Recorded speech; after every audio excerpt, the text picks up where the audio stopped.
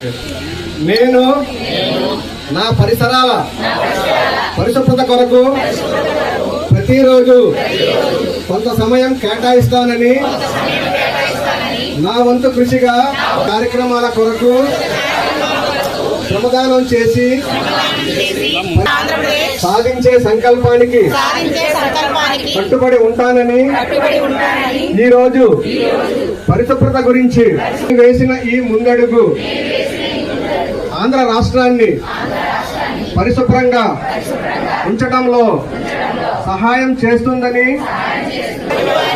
స్వచ్ఛతపై అవగాహన కల్పించే దిశగా ప్రయత్నిస్తానని భవిష్యత్ తరాలకు ఆరోగ్యవంతమైన సుభిక్షమైన ఆనందకరమైన ఆంధ్ర రాష్ట్రాన్ని నిర్మించడానికి నాతో మొదలైన ఆ రాష్ట్రాన్ని స్వర్ణాంధ్ర స్వచ్ఛాంధ్ర ఆ విధంగా తీర్చిదిద్దేటట్లు నా వంతు ప్రమాణం చేస్తున్నాను.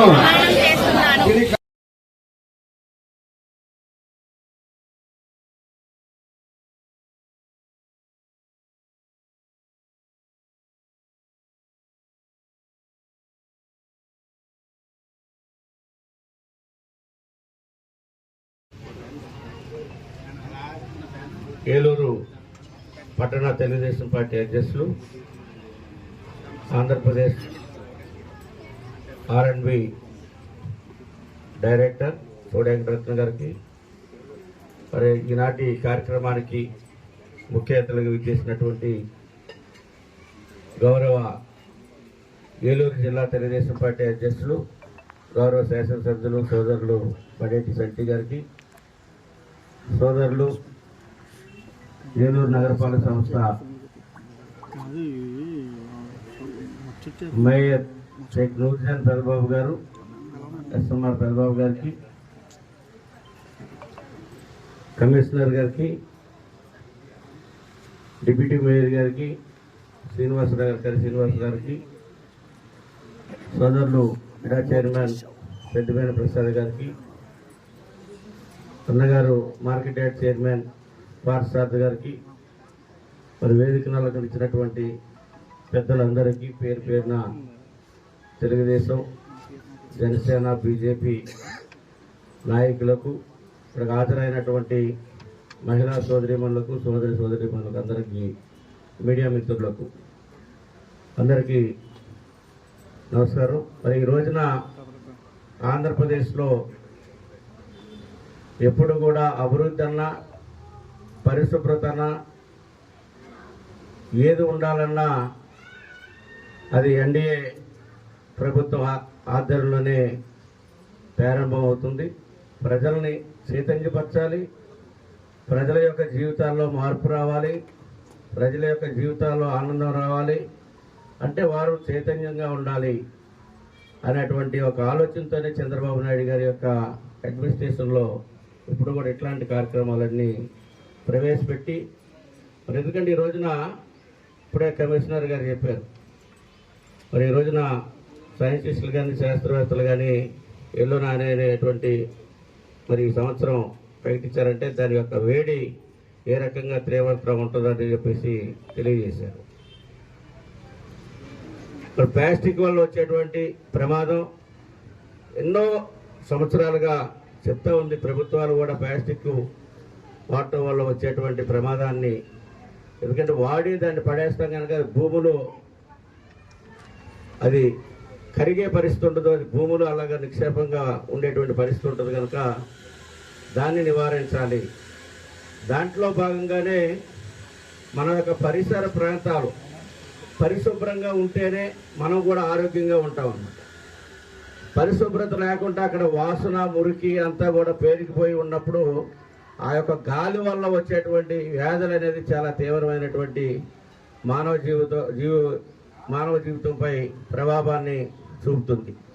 అందుకని ఈ రోజున అన్నింటిని కూడా చైతన్యపరచాలనే ప్రతి 3వ శనివారం మరి ఎమ్మెల్యే గారు కంకణం కట్టుకొని ప్రభుత్వం యొక్క ఆదేశాల మేరకు మరి ఈ రోజున ఈ యొక్క కార్యక్రమాన్ని స్వచ్ఛ భారత్ స్వర్ణాంధ్ర ప్రదేశ్ అని చెప్పేసి మరి ఈ కార్యక్రమాన్ని నిర్వహించడం, దానికి ప్రోత్సాహంగా ఎమ్మెల్యే గారు కొన్ని మరి ఎవరైతే శానిటరీ సిబ్బంది ఉన్నారో వాళ్ళని ప్రోత్సహిస్తూ వారికి కొన్ని బహుమతులు కూడా వారి యొక్క సొంత ఆర్థిక సౌజన్యంతో ఇవ్వడం కూడా జరుగుతూ ఉంది.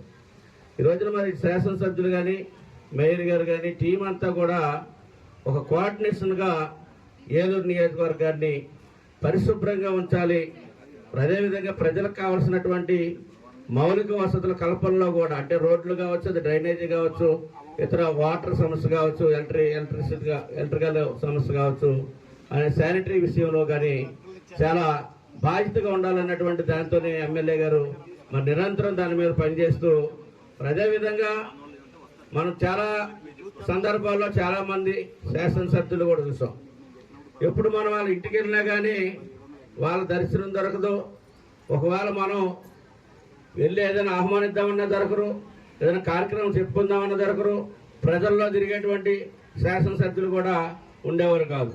మరి ఈరోజు నిరంతరం పొద్దున్న 6 గంటల నుంచి రాత్రి వరకు కూడా ప్రజల్లోనే మన శాసనసభ్యులు ప్రజల్లో నుండి వారి యొక్క సమస్యల్ని తెలుసుకొని మరి ఈ రోజున ఏలూరు నగరంలో, ఏలూరు కాన్స్టిట్యున్సీలో మరి రోడ్ల యొక్క నివారణ, రోడ్లు సమస్య లేకుండా అన్ని ప్రాంతాల్లో కూడా ఎక్కడికక్కడ వారి యొక్క ప్రజల నుంచి వచ్చేటువంటి రిప్రజెంటేషన్ పరిశీలించి ఎమ్మటి తక్షణ దాన్ని స్పందించి ఆ రోడ్లు నిర్మాణం చేయడం కానీ, ప్రజల యొక్క ఆలోచన, ప్రజల యొక్క బాగు, ప్రజల యొక్క జీవితాల్లో వెలుగుని నింపాలని ప్రభుత్వం ఏదైతే ఆలోచిస్తుందో దానికి అనుగుణంగా ఈ రోజున ఏలూరు నియోజకవర్గ శాసనసభ్యులు పనిచేస్తూ ఉన్నారు. టీం అంతా కూడా పనిచేస్తూ ఉంది. మరి అందుకని మనందరి తరఫున కూడా ఎమ్మెల్యే గారికి ధన్యవాదాలు తెలియజేస్తూ ఈ అవకాశం ఇచ్చినటువంటి అధ్యక్షుల వారికి అభినందనలు. స్వర్ణాంధ్ర స్వచ్ఛాంధ్ర కార్యక్రమంలో ప్రతి నెల 3వ వారం ఏదైతే శనివారం ఈ కార్యక్రమం నిర్వహిస్తున్నామో దాంట్లో ప్రజల్ని, కూటమి నాయకులు అందరం కూడా భాగస్వామ్యం. ఎందుకంటే నేను వస్తానంటే వీళ్ళందరూ కూడా వస్తారు, లేకపోతే ఎవరో ఒకరు చేయమనంటే అధికారులే చేస్తారు, మీ ప్రజలు కూడా పెద్దగా రారు. దీని యొక్క విశిష్టత తెలియాలి. దీంట్లో ఏదైతే ప్రతి నెల కూడా కార్యక్రమం చేస్తున్నారో ఒక్కొక్కసారి ఒక్కొక్క విభాగం గురించి చేస్తున్నారు. ప్రజలందరూ కూడా ఆరోగ్యంగా ఉంటేనే, పరిసరాలు పరిశుభ్రంగానే ఉంటేనే మనం ఆరోగ్యంగా ఉంటామన్న ఉద్దేశంతోనే ఈ కార్యక్రమాన్ని ప్రభుత్వం మరి చాలా ప్రతిష్టాత్మకంగా తీసుకుని రాష్ట్ర వ్యాప్తంగా చేస్తుంది. దాన్ని ప్రజలందరూ కూడా గుర్తించాలి. దాంట్లో మనం ఎంత చేయగలిగితే అంత దాన్ని మనం చేసి ప్రభుత్వానికి సహకరించాలని మీ అందరినీ కూడా కోరుకుంటున్నాం. ఇప్పుడు ఇందాక ప్లాస్టిక్ వ్యర్థాల గురించి అంటే ఫస్ట్ లో కూడా పెట్టడం జరిగింది, ఇప్పుడు మళ్ళీ పెడుతుంది. ఎందుకంటే ఎక్కువ అనర్థాలు జరిగేది ప్లాస్టిక్ వల్ల అనే ఉద్దేశంతో మనం ఎక్కడైనా సరే, ఇవాళ ఇందులో వచ్చిన వాళ్ళలో సగం మంది ఇంట్లో వంటలు చేసుకోరు. ఎక్కడికైనా వెళ్ళి అక్కడికి వెళ్ళి ఏం చేస్తారంటే కర్రీ పాయింట్కి వెళ్ళి కర్రీస్ తెచ్చుకోవటమే. ఆడు బాక్స్ లోనో ప్లాస్టిక్ సంచిలోనో తీసిస్తారు. ఏదైతే అది వేడిగా ఇస్తారో ఆ వేడి దాంట్లో ఆ కర్రీతో కానీ ఆ రసం సాంబార్లో కానీ ప్లాస్టిక్ ఎంతో కొంత భాగం కలుగుద్ది. దానివల్ల ఇవాళ మనం చిన్నప్పుడు చూసేవాళ్ళం 1,00,000 మందిలో ఒకరికి క్యాన్సర్ ఉంటే ఇవాళ 1,00,000 మందిలో 60,000 మందికి క్యాన్సర్ వస్తుందంటే కారణం ప్లాస్టిక్ అనేది మీరు అందరూ కూడా గుర్తించాలి. ఈ ప్లాస్టిక్ ని మన ఆరోగ్య సూత్రంగా మనం పాటిస్తే భవిష్యత్తులో, ఎందుకంటే అనేక రకాలైన, ఒక క్యాన్సర్ అనే కాదు అనేక రకాలైన వ్యాధులు ఇవాళ వస్తున్నాయంటే, ఇదివరకు ఎప్పుడైనా మనం 50 సంవత్సరాల క్రితం చూస్తే జ్వరము, దగ్గు, తుమ్ము తప్పితే వేరేది ఏం వచ్చేది కాదు. మనం ఎక్కడికైనా మెడికల్ షాప్కి వెళ్ళినా, డాక్టర్ దగ్గరికి వెళ్ళినా 3 మాత్రలే రాసేవారు.